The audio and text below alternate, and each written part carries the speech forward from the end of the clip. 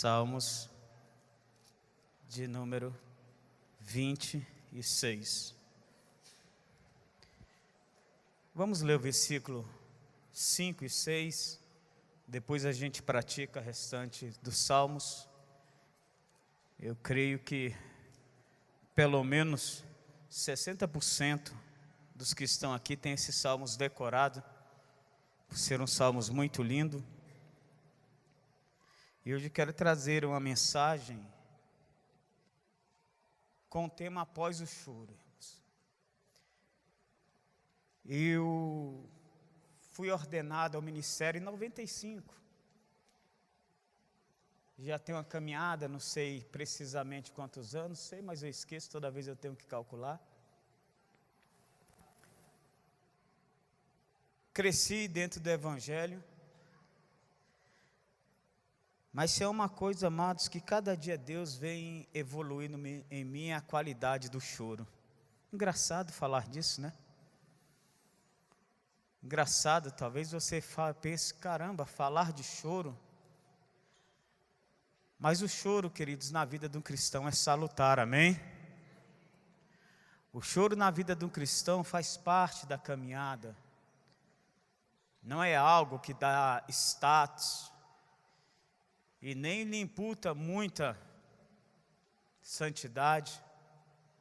Mas nós vemos na palavra do Senhor, irmãos, e na vida de servos de Deus, e no maior deles, que é o nosso exemplo de vida, Jesus Cristo, a importância do choro. Agora o choro em si, queridos, faz uma diferença muito grande, mas o pós-choro, o que você vai fazer com aquilo? Aí sim, mostra as diretrizes da sua vida. Então você pode chorar, e tem muita gente que chora, mas depois do choro, irmãos, toma providências que não são tão favoráveis. Então por isso me vem ao coração essa palavra. Hoje nós queremos falar um pouquinho de lágrimas, mas após o choro, o que deve ser feito, o que anda, como deve ser a nossa caminhada? Diz o seguinte: os que com lágrimas semeiam, com júbilos ceifarão. 126, eu falei qual? Perdão, queridos, coloca mais 100. Deus vai dar 100 vezes mais para vocês. Vocês não precisam nem abrir, irmãos, que eu sei que todos vocês sabem de cor, amém? Então eu vou ler. Os que com lágrimas semeiam, com júbilo ceifarão. Quem sai andando e chorando enquanto semeia, voltará com júbilo, trazendo seus feixes. Senhor meu Deus e meu Pai, que a Tua graça abundante repouse sobre nós nessa manhã. Que a unção do Teu Espírito seja manifesta em cada coração. Que a presença do Senhor superabunde sobre cada um aqui, para a glória do Teu nome.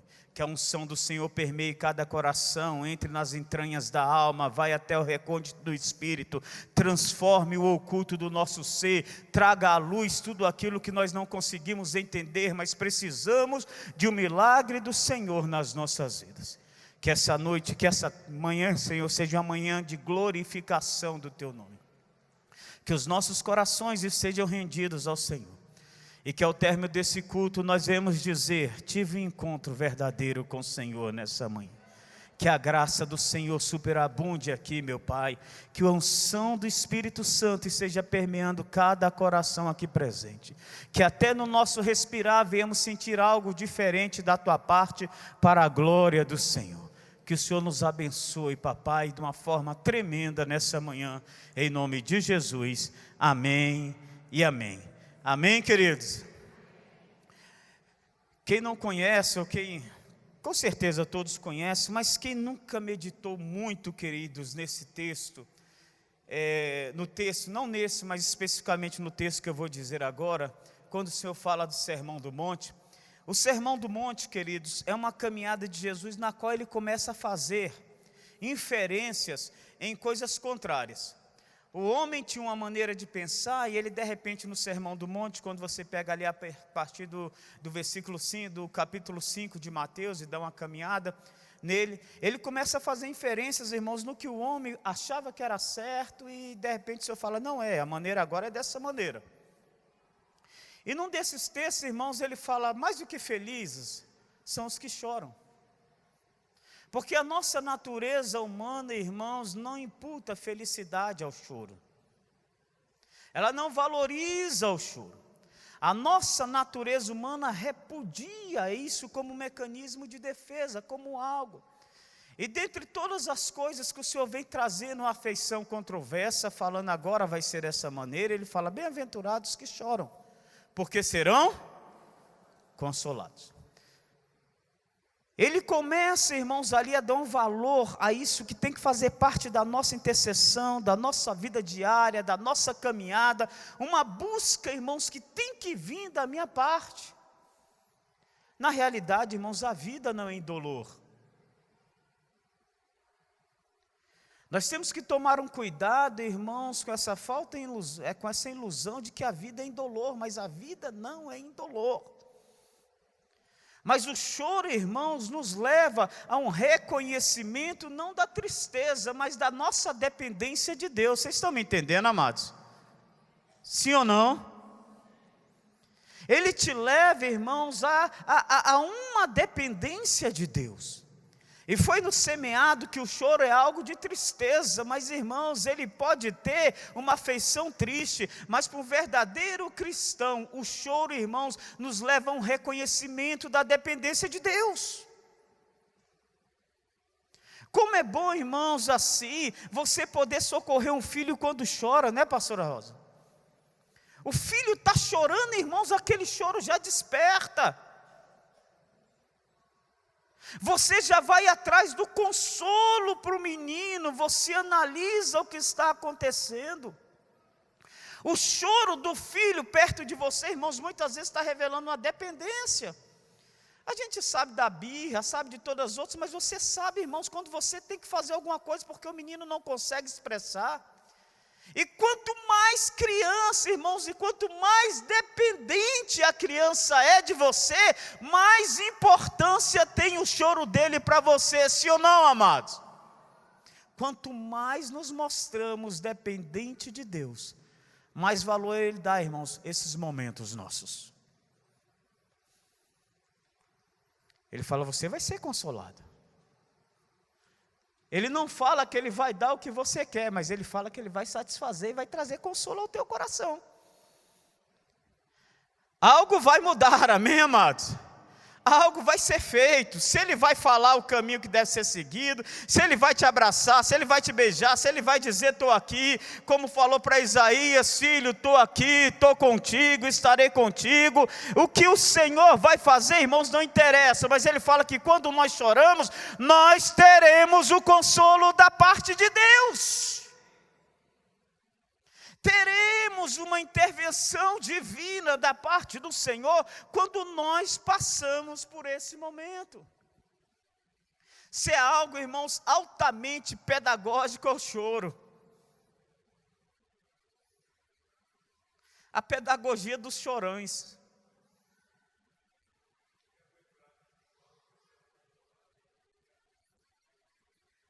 Pastor Ricardo está aqui lembrando o texto que eu acabei de falar.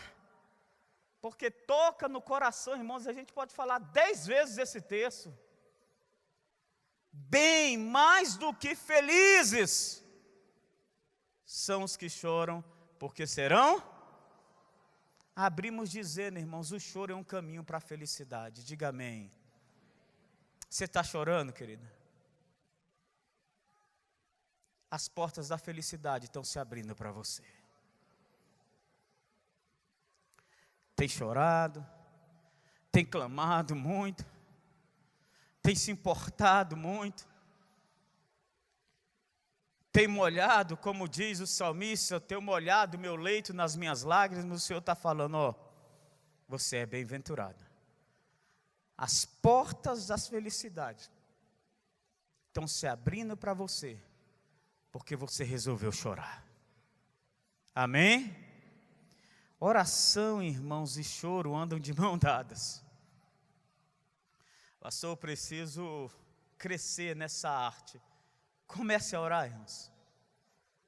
Começa a botar uma música dessa que nós acabamos de ouvir diante de Deus, que se você fechar os olhos, já dá vontade de se quebrantar diante do Senhor e chorar, que com certeza muitas coisas vão acontecer. O choro é pedagógico, irmãos. Provavelmente, essa evidência do choro na minha e na sua vida, tem algo que Deus quer nos ensinar. Tem algo que Deus quer falar conosco. Tem algo que Deus quer ministrar ao nosso coração. E Ele muitas vezes usa a pedagogia do choro para isso. A Bíblia fala de Jairo. Jairo, um dos principais lá da sinagoga. E ele chega aos pés de Jesus, irmãos, e fala: a minha filha está à morte. O sofrimento, o lamento levou a ele, irmãos, a procurar algo que lhe era contrário. Ele, por ser um dos chefes da sinagoga, irmãos, ali nós vemos que os chefes da sinagoga eram avessos ao Senhor.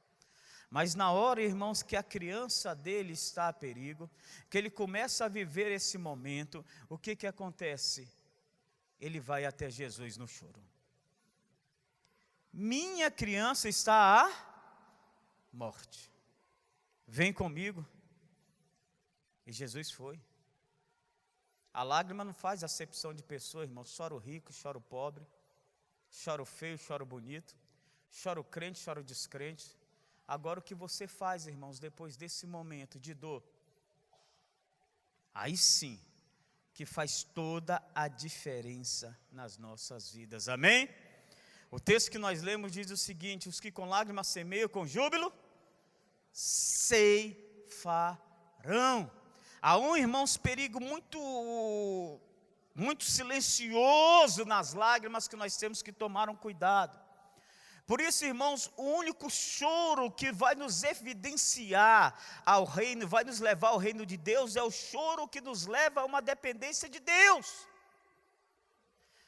Porque, irmãos, o choro em si, ele traz profunda dor à nossa alma.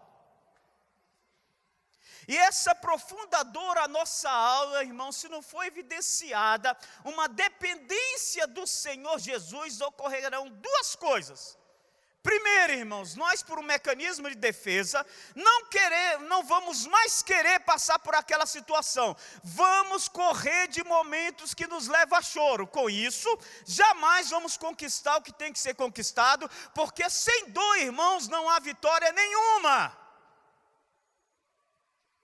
Então tem muitas pessoas, irmãos, hoje correndo de choro, correndo de momentos difíceis, correndo de momentos de decepções, de fracasso, irmãos. Por quê? Porque por esse mecanismo de defesa, a rejeição, elas não querem mais enfrentar isso, aí ficam parados no tempo.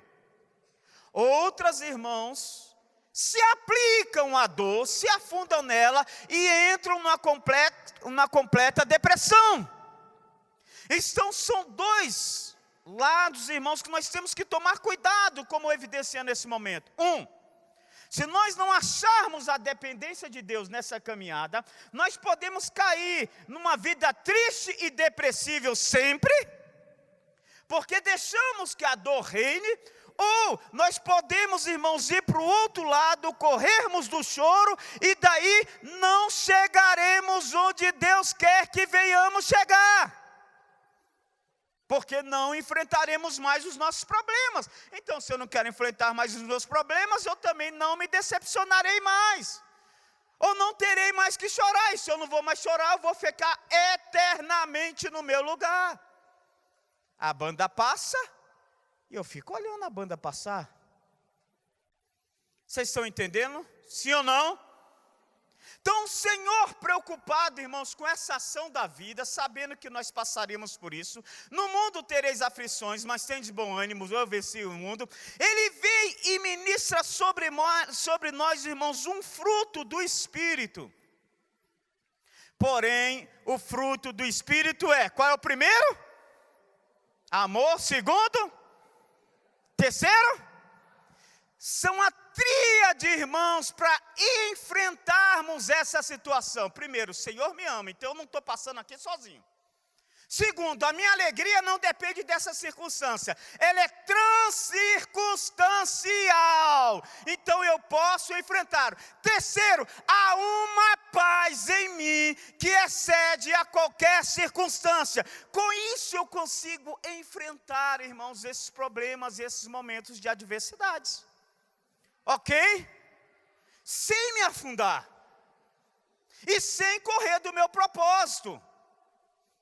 Não me afundo e não corro do propósito, porque se eu estou passando isso, Deus me ama, e a Bíblia diz que eu jamais te abandonarei, eu jamais te desampararei. Pode a mãe esquecer o filho que amamenta, mas mesmo que isso aconteça, eu não me esquecerei de ti. Assim diz o Senhor. Sim ou não, amados? Aí eu uso do amor para essa ferramenta. Como a minha alegria não é circunstancial, irmãos, ela é transcircunstancial, porque ela é um fruto do Espírito de Deus. Assim, irmãos, como uma manga que ainda não deu manga, como um pé de caju que ainda não deu caju, irmãos, como uma fruta qualquer que ainda não deu, mas que na essência dela, ela está predestinada a dar aquele fruto, independente da circunstância que eu estou vivendo, eu estou predestinado a viver a alegria. Não a viver tristeza. O fruto da mangueira pode não ter aparecido ainda, porque a estação não permite, mas ela é uma mangueira e o fruto vai vir. Sim ou não, amados? A alegria pode não estar manifesta agora, nesse instante, porque a situação, irmãos, a estação não está permitindo, mas ela está aqui dentro de mim e ela vai aparecer. Ok, amados? E assim nós começamos, e nós vamos reinando, nós vamos vivendo, nós vamos vencendo as situações e chegando aonde Deus quer que nós venhamos a chegar. Paulo aprendeu, irmãos, a chorar. Bruto do jeito que ele era, matava cristão, irmãos, assim, e dizendo, bem feito, eu fiz porque é o meu dever. Quando ele chega, irmãos, em Atos, se eu não me engano, 21, ele faz, irmãos, a seguinte declaração, ele chega e fala, 3 anos, ele falando aos líderes das igrejas, ele falando, 3 anos, eu passei exortando e ensinando a vocês com choro, e muito choro. Paulo em Atos, irmãos, ele declara que ele aprendeu a viver sobre lágrimas. Mas ele não podia parar. E não foi uma semana sobre lágrimas. Não foram 2 meses sobre lágrimas. Foram 3 anos. 1, 2, 3. Ele chega para Timóteo, esse texto eu lembro ele de cor, porque eu estudei muito sobre ele ainda no seminário. Ele chega em Timóteo, para Timóteo 1, versículo 1. O capítulo 1, versículo 4, no livro de Timóteo, ele chega e fala assim, eu tenho saudades das suas lágrimas, estou ansioso para te ver e me consolar com elas. Ele não só aprendeu a chorar, como ele transfere para o filho dele, Timóteo, essa vida também. E ele fala, eu tenho saudade das tuas lágrimas. Jesus, irmãos, nós vemos 3 situações que ele chorou na Bíblia, sim ou não? Sim? 2 são bem evidenciadas, 3 nós percebemos pelo que a Bíblia decorre, é claro. Ele chorou, irmãos, pela dor do próximo, quando ele vê, irmãos, a dor das irmãs, não é verdade? Ele fala ali em João 11, que é o texto que fala da ressurreição de Lázaro. A Bíblia fala que ele chorou ali quando viu a dor das irmãs ali. A Bíblia fala que ele chorou, irmãos, na entrada triunfal sobre Jerusalém. E quando a gente fala da entrada triunfal, tem a primeira, que quando Herodes chega os fariseus e fala, Herodes falou que vai te matar. Ele falou, fala para essa raposa. Aí tem que ser macho, não é verdade? Aí tem que ser. Falaram, Herodes falou que vai te matar. Ele falou, quero que vocês vão lá e falem para essa raposa, que hoje eu expulso o demônio aqui, hoje eu curo, hoje eu levanto enfermos, amanhã e depois eu vou caminhar, porque não convém a nenhum profeta que ele morra fora de Jerusalém. Aí é o texto, Jerusalém, Jerusalém, tu que mata os profetas. Mas não foi esse que ele chorou. Ele chora quando há a entrada triunfal, que ele vai em cima do jumentinho. Quando ele chega no alto, que ele vê Jerusalém, a Bíblia diz que quando ele olha para Jerusalém, ele chora. E fala, Jerusalém, pena que você não reconheceu o dom de Deus que foi enviado para você. Eis que agora seus muros ruirão. Seus filhos serão levados a cativos, os inimigos te cercarão, e em pouco tempo você estará desarraigada, porque não deste ouvido ao enviado do Senhor. Ele chora sobre Jerusalém. Se eu não me engano, primeiro no versículo 13, ele não chora, a entrada triunfal, mas no capítulo 13, a entrada triunfal, mas no capítulo 19, em cima do jumentinho, irmãos, ele chora sobre Jerusalém. E o último foi do Getsêmani. Ele chora por causa da dor, ele chora por causa do pecado de uma nação, irmãos. Traz diferença na intercessão dele. Ele chora. E no Getsêmani, o texto original, que se eu não me engano, que é de Mateus 26 ou 25, não, Mateus 26, 25, é o que fala das dracmas, né? Das dracmas, não dos talentos. No Mateus 25, Mateus 26, quando fala de Getsêmani, irmãos, não fala que ele chorou, em algumas falam, mas na maioria das vezes fala que ele suou gota de sangue, mas quando nós vamos ler o texto de Hebreus 5, capítulo 7, aí fala, irmãos, voltando ao texto do Getsêmani, que ele, ao fazer intercessão por quem poderia livrá-lo, chorou, e com lágrimas e lamentações foi ouvido pelo Pai. Não houve o sim de Deus, mas a Bíblia fala que ele foi ouvido, ok? Então, quando você trabalha, são essas três questões que falam que Jesus chorou: a dor do próximo, a dor de uma nação e a dor pessoal. Ele estava vivendo algo, na verdade, e isso levou a chorar. Então, são os três momentos ali que Jesus fala, irmãos. E nós entramos nesse texto, quando esse texto fala o seguinte, irmãos: os que com lágrimas semeiam, com júbilo ceifarão. O que precisamos entender, irmãos, nos momentos das lágrimas, é que lágrimas são combustíveis de Deus para o nosso milagre. Por isso ele cita duas vezes, irmãos, você pode semear, mas com lágrima você pode semear, e com lágrima você pode andar. Ele não tira a lágrima de nenhum dos dois, irmãos, mas ele fala que a lágrima pode te impulsionar em algo que você vai fazer que é certo. O que fazer após a lágrima, pastor? Entenda primeiro, irmãos, lágrimas para um cristão é um combustível, amém? Chorou, chorou. Deus está me dando combustível para eu continuar caminhando e para eu continuar semeando. Não veja lágrima, irmãos, como algo, tristeza, controverso. Não, se eu estou chorando é porque Deus está falando, eu estou botando gasolina na tua vida. Estou te lembrando que você tem que caminhar. Estou te lembrando que você tem que semear. As lágrimas, irmãos, são memórias de Deus para o caminho a ser seguido. Se você chora, é porque Deus está dizendo, teu consolo está próximo. Bem-aventurados que choram. Me permita contrariar um dos mestres aí da língua portuguesa e da poesia, Machado de Assis, quando ele diz, irmãos, que as lágrimas não são argumentos. Pode não ser diante de homens, irmãos, mas diante de Deus as lágrimas são argumentos. E argumentos fortíssimos, irmãos. Diante de Deus as lágrimas são argumentos fortíssimos, irmãos. Talvez lhe falte palavras, irmãos. Talvez lhe falte entendimento. Talvez lhe falte a consciência do que está acontecendo. Chore, irmãos, que as suas lágrimas são orações diante do Pai.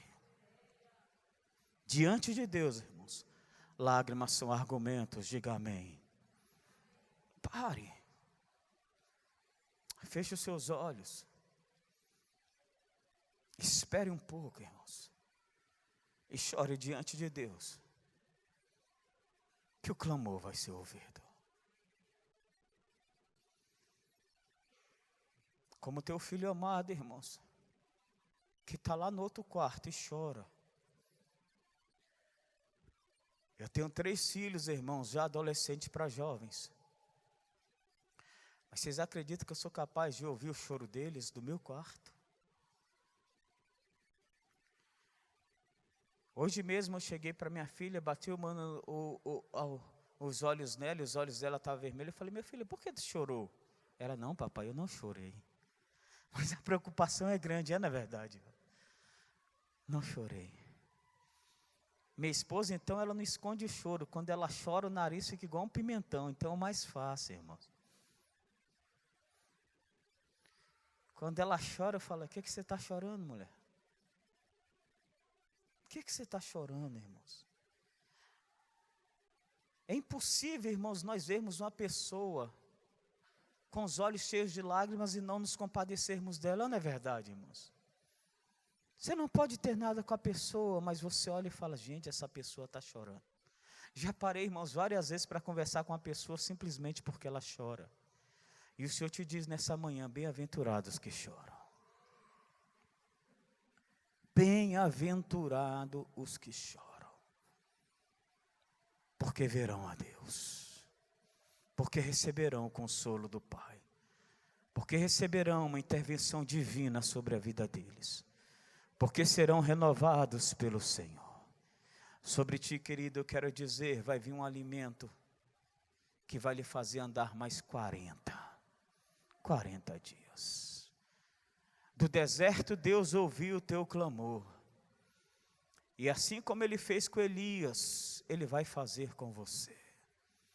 O milagre do Senhor vai repousar sobre ti, e desse deserto de onde não tem alimento, Deus vai trazer alimento, para você andar o tempo necessário, até que seja manifesto a bênção do Senhor sobre ti. Bem-aventurado os que choram, porque serão consolados. Chorou, querido? Sim. Quem sai andando e chorando enquanto semeia, voltará com júbilo, trazendo os teus feixes. Aí nós caímos, irmãos, no início do versículo, que fala da intervenção de Deus. Por isso a gente fala que é um verso retroverso. Ele fala da caminhada e fala da intervenção de Deus. E você precisa entender, irmãos, que a iniciativa divina vai te encontrar. Por isso que eu te falei, cuidado para que o seu choro seja um choro de dependência. Que quando nós temos um choro de dependência, irmãos, nós entendemos que na minha iniciativa eu não faço. Então eu preciso da iniciativa de Deus para que algo sobrenatural aconteça sobre mim, porque eu não tenho condições nenhuma. Por isso o salmista diz o seguinte, quando o Senhor restaurou a sorte de Sião, ele reconhece que não existia mais forças neles, irmãos, mas em Deus existia iniciativa para essa restauração. Ele reconhece, eu não tenho força, mas eu não deixo de ser Sião. Eu não deixo de ser o monte da promessa. Eu não deixo de ser o monte da palavra. Eu não deixo de viver as escrituras do Senhor. Eu não deixo de viver o monte na qual fala que um dia Ele vai pisar sobre ele. Eu continuo sendo esse monte, mesmo que ainda não exista uma ação. Mas eu reconheço que é Deus que restaura a sorte de Sião. O choro de dependência, irmãos, nos leva a esse lugar, a entendermos que mesmo tudo estando certo na nossa vida, e aí cai na ministração que o pastor Daniel fez há uns 3 ou 4 domingos, e quando ele falou, irmãos, tudo pode estar certo na sua vida, mas as coisas só acontecem se Deus quiser. Não quer dizer porque você está vivendo algo errado, entendeu? Que você esteja em pecado, talvez você esteja esperando a restauração da sorte de Sião. E ele fala, quando o Senhor restaurou a sorte de Sião, ficamos como quem sonha, irmãos. Quando nós temos esse choro de dependência de Deus, irmãos, nós entendemos que a iniciativa da restauração só pode vir de Deus. Aí nós paramos e não confiamos no nosso talento, irmãos. Porque não confiamos, irmãos, na nossa habilidade, continuamos semeando, continuamos fazendo o que é certo, continuamos andando, mas o choro da dependência, irmãos, mata toda arrogância. Se não existir o choro da dependência, não chegaremos na restauração de Sião. Porque vamos continuar andando e semeando, mas na nossa força, dizendo, a minha semente é boa, o meu emprego é bom, a minha família é boa. O choro da dependência tira de mim toda a arrogância, amados. Aí vem a restauração da sorte sobre Sião. Porque a arrogância saiu. Tem gente caminhando, tem gente chorando, tem gente fazendo o que é certo, mas a Bíblia diz, irmãos, o seguinte: se o Senhor não edificar, em vão trabalhos que a edifica. O choro atrai a graça de Deus. O choro nos leva a um nível de humildade tal, na qual Deus diz que os humildes herdarão a terra. O reino do Senhor são daqueles que vivem uma dependência do Pai. Por isso o Senhor fala: deixai vir a mim as criancinhas, não os embaraçais, tornai-vos como elas, porque delas é feito o reino de